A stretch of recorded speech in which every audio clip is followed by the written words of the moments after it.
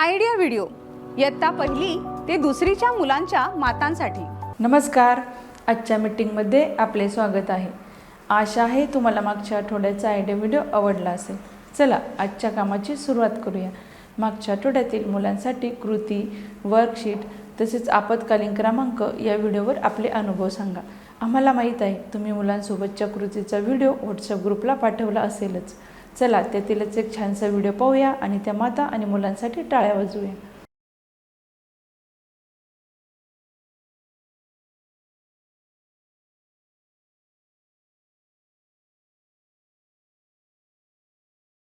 आता आपण पुढील कृती करूया, जिचे नाव आहे करून पाहूया। मातांनी गटात बसायचे आहे। मध्यभागी 2 वर्तुळ काढायचे आहे। दोन्ही वर्तुळात 8-10 कागदी कप उलटे करून ठेवायचे आहे। 2 मातांनी हा खेळ खेळण्यासाठी सुरुवात करायची आहे। मातांनी एक फुगा घेऊन तो फुगवायचा आहे व हवेच्या दाबाने कप वर्तुळातून बाहेर काढायचे आहेत। जी माता सर्वात आधी कप बाहेर काढेल ती विजयी होईल। असा खेळ सर्व मातांनी खेळायचा आहे।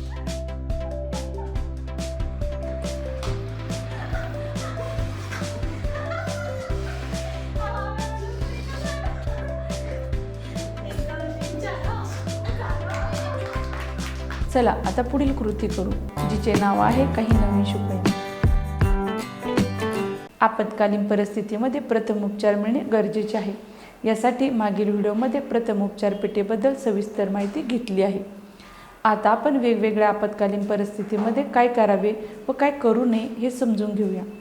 आधी जाणून घेऊया की प्रथमोपचार कोण देऊ शकतं।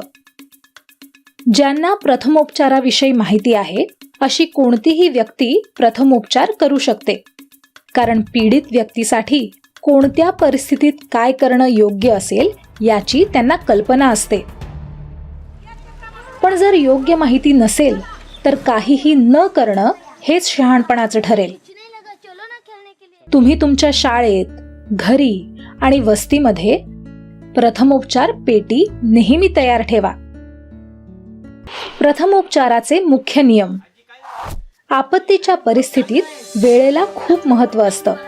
प्रथमोपचार देणारी व्यक्ती सावध आणि चपळ असली पाहिजे।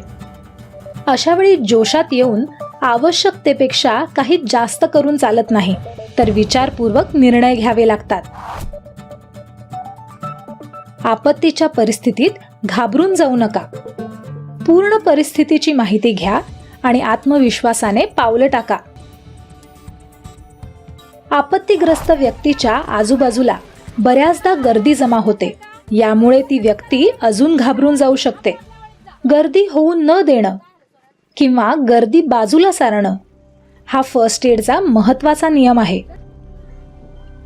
आपत्तीग्रस्त व्यक्तीला शक्य तितकं स्थिर आणि शांत राहायला सांगा, त्यांना धीर द्या। प्रथमोपचाराची त्रिसूत्री कायम लक्षात ठेवा। Check, call, care. पहिला नियम चेक।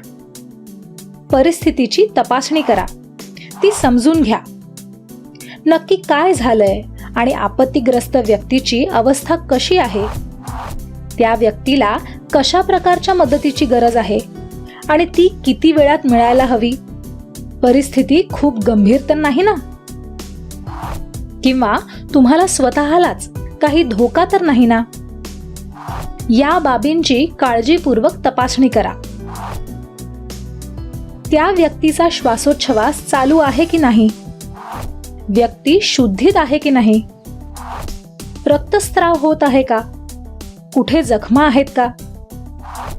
दुसरा नियम कॉल।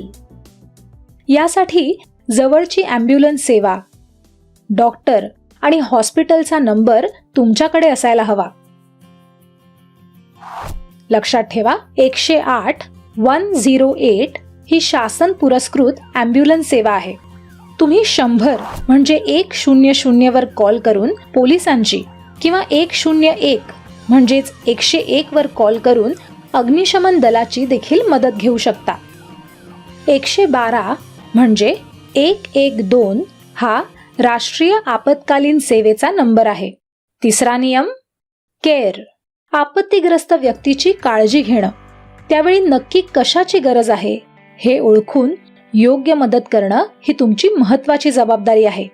त्या व्यक्तीला आराम मिळावा म्हणून गरजेनुसार योग्य ती कृती करणं हे तुमचं पुढचं काम आहे. नेहमी लक्षात ठेवा, प्रत्येक परिस्थितीत तुम्ही प्रथमोपचार देऊ शकालच असं नाही. कधीकधी परिस्थिती इतकी गंभीर असते आणि दुर्घटना इतकी भयंकर असते की ॲम्ब्युलन्स बोलावणं आणि हॉस्पिटलला सूचित करणं हे जास्त योग्य असतं. पीडित व्यक्तीला योग्य उपचार मिळण्यापूर्वी आवश्यक ती मदत करणं हा प्रथमोपचाराचा उद्देश आहे. यामुळे ती व्यक्ती लवकर बरी होऊ शकते. या व्हिडिओचा फायदा तुम्हाला कसा होऊ शकतो सर्व मातांनी एक एक करून गटात सांगा. चला आता आपण पुढील कृती करू, जिचे नाव आहे घरी जाऊन मुलाकडून करून घेऊया. मातेने मुलाला वाक्यातील शब्द मागे पुढे करून सांगावे. जसे गेला विजय गावात, उठते मीना लवकर सकाळी. आता मुलांना हे वाक्य बरोबर करून सांगायला लावा. मुलांना यात अडचण येत असेल तर मातेने मुलाला मदत करायची आहे. परीक्षेत मार्क्स पडले कमी मला परीक्षेत मार्क कमी पडले. हुशार मुलगा आहे विजय. विजय हुशार मुलगा आहे. उडत आहे झाडावर पक्षी. पक्षी झाडावर उडत आहे. दिलेल्या वर्कशीट मुलांकडून सोडून घ्या.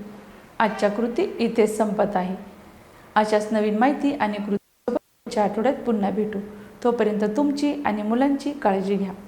धन्यवाद.